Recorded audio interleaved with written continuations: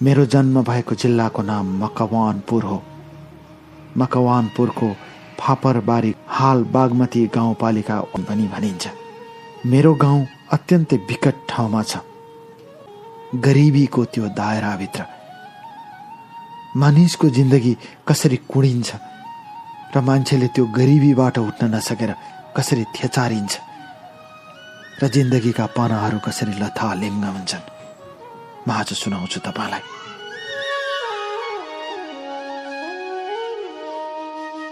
Dear कल्याण, तर बुबासँग पैसा हुँदैन थियो।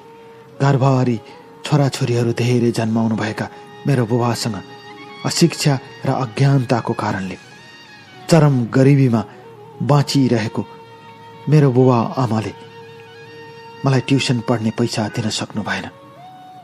तर पनि म पढाइमा तल्लीन रहिरहे। म सुनाउँछु डियर कल्याण। मेरो गाउँ परम्परागत लोकगीतहरूमा रमाउने गाउँ।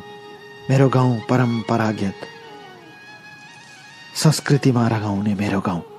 दसैँमा, तिहारमा, चाडबाडमा गाउँमा बज्ने मादलहरू छोडेर म कहाँ कहाँसम्म पुगेँ। म सुनाउँछु आज तपाईँलाई मेरो कथा। म दिल खोलेर सुनाउँछु।